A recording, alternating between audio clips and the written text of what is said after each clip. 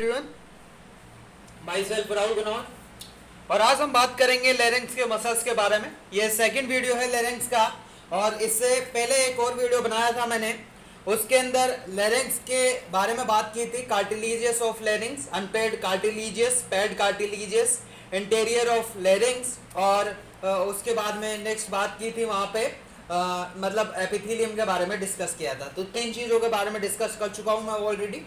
इस वीडियो के अंदर अपन मसल्स के बारे में बात करेंगे और मसल्स को एक बहुत ट्रिक के सहारे याद करेंगे निमोनिक्स की फॉर्म से, और वो किस तरह से अप्लाइड होता है वैसे अपन देखेंगे।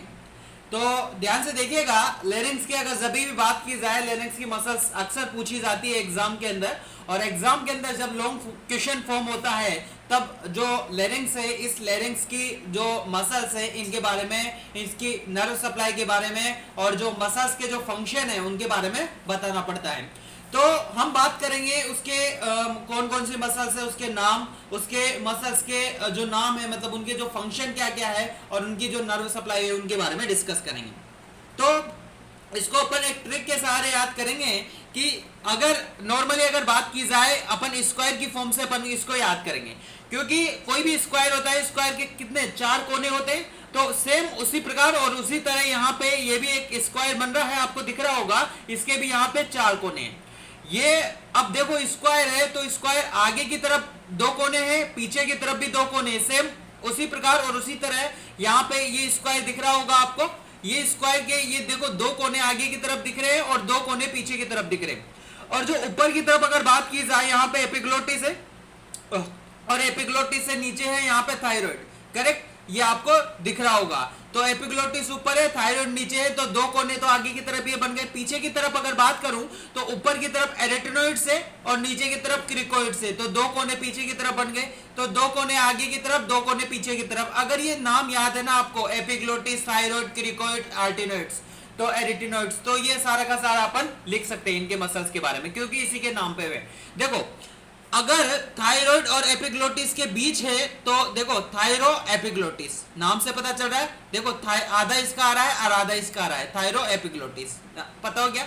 सेम और उसी प्रकार एरिटिनोइड्स और एपिग्लोटिस के बीच में एरी एपिग्लोटिस, मतलब आधा इसका नाम और मतलब ये इसका एपिग्लोटिस, करेक्ट, ये भी सेम इसी के नाम से, दोनों के नाम से सेम उसी प्रकार। उसी तरह ये क्रिकोइड और ये थायराइड के बीच में है क्रिको इसका थोड़ा क्रिको शब्द क्रिकोइड का और थायराइड, तो क्रिको थायराइड, करेक्ट। सेम उसी प्रकार क्रिकोइड्स और एरिटिनोइड्स के बीच में यहाँ पे है क्रिको एरिटिनोइड्स, करेक्ट। अब आगे की तरफ अगर पीछे की तरफ है तो पोस्टीरियर क्रिको एरिटिनोइड्स और अगर लेटरल साइड में है तो लेटरल क्रिको एरिटिनोइड्स। तो सेम उसी के नाम से, दोनों के नाम से मिक्स से इनकी मसल्स बनती है। बस अपन को ये 4 कोने पता होना चाहिए, तो बाकी जो नाम है अपन बना सकते हैं और लिख सकते हैं एग्जाम के अंदर। अब बात करते हैं इनके फंक्शन के बारे में। अगर फंक्शन की अगर जब भी बात की जाए तो कहने का मतलब ये है कि ये हमारे जो लेरिंग्स की अगर जब भी बात की जाए तो एरिटिनोइड्स और जो एपिग्लोटिस है इसके बीच में यहाँ पे इनलेट्स प्रेजेंट होता है। तो अगर मान लो ये एपिग्लोटिस और थायराइड की अगर जब भी बात की जाए, ये कौन सी मसल्स है इन दोनों के बीच में, थायरो एपिग्लोटिस, करेक्ट। अब ये जब थायरो एपिग्लोटिस मसल्स जब कॉन्ट्रैक्ट करेगी तो कॉन्ट्रैक्ट करेगी, इसका मतलब क्या है कि अब कॉन्ट्रैक्ट करेगी तो नीचे की तरफ आएगी, है कि नहीं। अब कॉन्ट्रैक्ट करेगी नीचे की तरफ आएगी, मतलब यहाँ अगर ये पहले यहाँ पे था एपिग्लोटिस, अब कॉन्ट्रैक्ट करी तो नीचे आई, मतलब इसकी लेंथ है, पहले ऐसे थी लेंथ की लेंथ, अब ये एपिग्लोटिस नीचे आएगा तो लेंथ क्या होगी, अब की बात नीचे एपिग्लोटिस नीचे आएगा, कॉन्ट्रैक्ट किया तो अगर कॉन्ट्रैक्ट किया तो लेंथ क्या है, बढ़ गई, तो बढ़ गई मतलब अब की बात इनलेट्स ऑफ लेरिंग्स है वो ओपन हो जाएगा। तो इसका फंक्शन है इनलेट्स ऑफ जो लेरिंग्स है ओपन होना।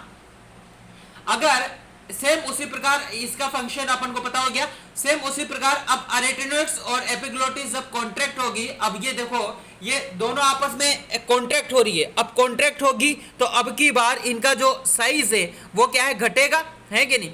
जो स्पेस है इनका वो स्पेस क्या है, कम होगा ना। अब जब स्पेस इनका कम होगा तो अब की बार ये क्लोजिंग होगा इनलेट्स, करेक्ट। तो इसका फंक्शन अपन को पता हो गया। अब ये इन दोनों के फंक्शन अपन को पता हो गया, इनलेट का ओपनिंग कब होता है और इनलेट का क्लोजिंग कब होता है, वो चीजें अपन को पता चल गई। अब बात करते हैं अपन एरिटेनॉइड से इसके यहाँ पे दो मसल्स और होती है, ये पॉइंट से मैंने बना रखा है यहाँ पे। एक होती है ट्रांसवर्स एरिटेनॉइड्स और एक होता है ऑब्लिक्यू एरिटेनॉइड्स, करेक्ट। अब ये जो ट्रांसवर्सल और एरिटेनॉइड्स और ऑब्लिक्यू एरिटेनॉइड्स और एक होती है लेटरल जो क्रिको एरिटेनॉइड्स, ये तीनों का फंक्शन सेम होता है, वोकल कॉर्ड्स को अडक्शन करवाना, अडक्टर करवाना। अडक्टर का मतलब है अंदर की तरफ, एबडक्टर का मतलब है बाहर की तरफ। कैसे याद करें अगर कंफ्यूज हो जाए तो, एबडक्टर में बी आता है, मतलब बी आ रहा है मतलब बाहर की तरफ, मतलब इसको बाहर की तरफ इसको खोलेगा ही, है कि नहीं। एबडक्टर बाहर की तरफ ले जाने का काम करेगा, है कि नहीं, और एडक्टर मतलब अंदर की तरफ, है कि नहीं। तो ये अपन को पता होना चाहिए। अरे समझ में आ गया ना। उसके बाद में नेक्स्ट है कि ट्रांसवर्सल एरिटेनॉइड्स, ऑब्लिक्यू एरिटेनॉइड्स और लेटरल क्रिको एरिटेनॉइड्स तीनों का काम है एडक्शन ऑफ वोकल कॉर्ड, और जो पोस्टीरियर क्रिको एरिटेनॉइड्स है इसका काम है एबडक्टर, है कि नहीं, मतलब बाहर की तरफ ये करता है, मतलब। तो ये बाकी जो मैक्सिमम है ये तीनों मसल्स है ये एडक्टर का काम करती है। ओनली जो पोस्टीरियर जो ये वाली है,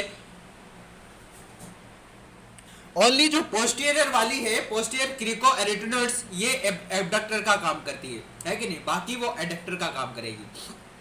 आपको याद हो तो जब मैंने टंग बताया था तो टंग के अंदर वहां पे मैंने बताया था आपको कि जो टंग है ना, तो टंग की जो सेफ्टी मसल्स है टंग के अंदर, वो सेफ्टी मसल्स कौन सी होती थी टंग की, वो होती थी जीनियोग्लॉसस। याद हो तो आपको, है कि नहीं, जब मसल्स बताया था मैंने टंग के अंदर। सेम उसी प्रकार टंग के अंदर जो सेफ्टी मसल्स होती है वो जीनियोग्लॉसस होती है। सेम उसी प्रकार लेरिंक्स के अंदर जो सेफ्टी मसल्स होती है वो होती है पोस्टीरियर क्रिको एरिटेनॉइड्स। ये क्वेश्चन आ सकता है कभी भी, मतलब आपको कंफ्यूज नहीं होना। अगर एग्जामिनर पूछ लेता है कि सेफ्टी मसल्स कौन सी है, फर्स्ट ऑप्शन आ गया, मान लो आप आपके पास कि ऐसे मेंशन नहीं किया उसने कि ये हमारी टंग की सेफ्टी मसल्स है या फिर लेरिंक्स की सेफ्टी मसल्स है, ओनली डायरेक्ट क्वेश्चन उसने मेंशन कर दिया कि सेफ्टी मसल्स कौन सी है। तो पहला ऑप्शन दे दिया उसने कि पोस्टीरियर क्रिको एरिटेनॉइड्स दे दिया, सेकंड ऑप्शन दे दिया उसने जीनियोग्लॉसस दे दिया, थर्ड ऑप्शन दे दिया बोथ ए एंड बी, और फोर्थ ऑप्शन दे दिया नन ऑफ दीज। तो आंसर आएगा सी, क्योंकि अब जब पर्टिकुलर अगर मेंशन नहीं किया है तो सेफ्टी मसल्स तो दोनों ही है, बट अगर मेंशन किया है पर्टिकुलर कि लेरिंक्स की कौन सी है तो लेरिंक्स की तो पोस्टीरियर और ये आएगी, अगर टंग की बोल रहा है तो जीनियोग्लॉसस आएगी। तो ये आपको मतलब आपको पता होना चाहिए, तो ये मैंने बता दिया। उसके बाद में नेक्स्ट अगर बात की जाए, ये अगर यहाँ पे जो देखो थायराइड और एरिटेनॉइड्स के बीच में है थायरो एरिटेनॉइड्स, करेक्ट। और ये अब देखो होता क्या है कि जब थायरो, दो तरह की चीजें होती है, एक होती है टेंशन ऑफ वोकल कॉर्ड और एक होता है रिलैक्सेशन ऑफ वोकल कॉर्ड। अब देखो क्रिकोइड्स और थायराइड के बीच में मैंने कहा था कि क्रिकोथायराइड है कि नहीं। अब ये क्रिकोथायराइड है, ये क्रिकोथायराइड तो जो वोकल कॉर्ड है उसको टेंशन करवाती है कि नहीं, टेंस करवाती है उसको।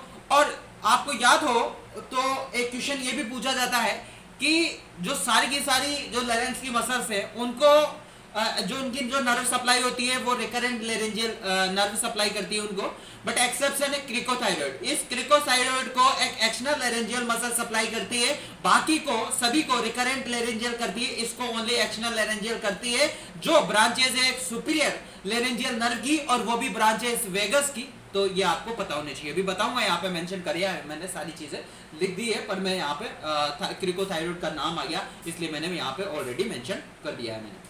उसके बाद में अगर बात की जाए तो कहने का मतलब ये है कि जब टेंशन तो इसका काम हो गया, और अब जब थायरो एरिटेनॉइड्स और वोकलीज को एक साथ मिला देंगे तो ये दोनों क्या करती है, एक वोकल कॉर्ड को रिलैक्सेशन करवा देती है। अब आप कई जगह आप पढ़ते भी होंगे कि वोकलीज तो टेंशन करवाती है, हाँ ये भी चीज पढ़ी होगी आपने। होता क्या है कि कुछ बुकों के अंदर वोकलीज को टेंशन ऑफ वोकल कॉर्ड बताया गया है, बट कुछ बुकों के अंदर जो वोकलीज और जो थायरो एरिटेनॉइड्स है इसको रिलैक्सेशन ऑफ वोकल कॉर्ड बताया है। मैं वही चीजें बताता हूं जो मैक्सिमम बुकों में लिखी होती है। तो वोकलीज और थायरो एरिटेनॉइड्स है, इसको मैक्सिमम बुकों के अंदर जब बीडी चौरसिया अपन पढ़ते हैं तो बीडी चौरसिया के अंदर भी इन दोनों को एक तरह का रिलैक्सेशन ऑफ वोकल कॉर्ड बताया है। तो वही चीजें मैंने यहाँ पे मेंशन कर दी है। हो सकता है टेंशन भी हो, बट मैक्सिमम बुक क्या बोलती है, प्रायोरिटी प्रायोरिटी के हिसाब से अपन बात करते हैं, तो प्रायोरिटी के हिसाब से रिलैक्सेशन ऑफ वोकल कॉर्ड हम मेंशन करेंगे, करेक्ट, ये पता होना चाहिए। उसके बाद में नेक्स्ट ये हमारी बात हो गई, तो देखो चार, तो ये देखो मसल्स हो गई, ये देखो अब देखो मैंने क्या बताया, कितनी मसल्स हो गई, एक मसल्स थायरोएपिग्लोटिस, एक एरिटेनर्स, दो मसल्स, एक ट्रांसवर्सल एरिटेनर्स, ऑब्लिगो एरिटेनर्स, चार मसल्स, और ये 5 और ये 6 और ये 7 और ये 8 और ये 9, तो 9 मसल्स हो गए टोटल।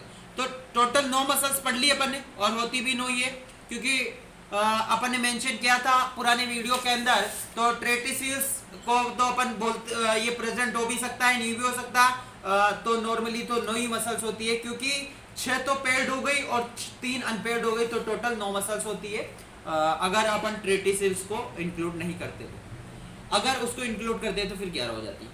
तो कहने का मतलब ये है कि जब 9 मसल्स अपन ने पढ़ ली और इनके फंक्शन भी देखा, इसका फंक्शन अपन ने लेरिंक्स का ओपनिंग देखी, इसका फंक्शन देखा एरिटेनो एपिग्लोटिस का कि इनलेट्स ऑफ लेरिंक्स को क्लोज करवाना, और इन तीनों का फंक्शन अपन ने देखा ट्रांसवर्स एरिटेनोइड्स, ऑब्लिगो एरिटेनोइड्स और लेटरल क्रिको एरिटेनोइड्स का एडक्टर में, और इसका जो पोस्टीरियर वाले का एबडक्टर में फंक्शन देखा, और 2 फंक्शन देखे अपन ने इन दोनों के थायरो एपिग्लोटिस और वोकलिस का रिलेशनशिप ऑफ वोकल कॉर्ड में, और इसका फंक्शन देखा टेंशन में। तो देखो 9 तो मसल्स हो गई, फंक्शन कितने हो गए, 1 2 3 4 5 और 6 तो फंक्शन है कि नहीं, और 9 मसल्स है, पता होना चाहिए ये चीज। अब उसके बाद में नेक्स्ट अपन बात करते हैं, ध्यान से देखिएगा। उसके बाद में नेक्स्ट पॉइंट की अगर जबी में अपन बात करें, ये मैंडिबल है, ये हाइट्स है, ये थायराइड्स है, ये स्टेर्नम है, ये इस तरह से सीक्वेंस से प्रेजेंट होती है।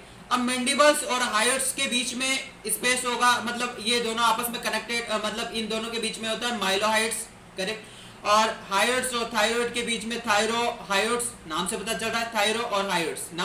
हर चीजों में देखो मैंने यहाँ पे ऊपर मसल्स बताई थी कि तब भी उनके दोनों के नाम के बेसिस पे ही उनका मसल्स का नाम था, सेम उसी प्रकार यहाँ पे भी है।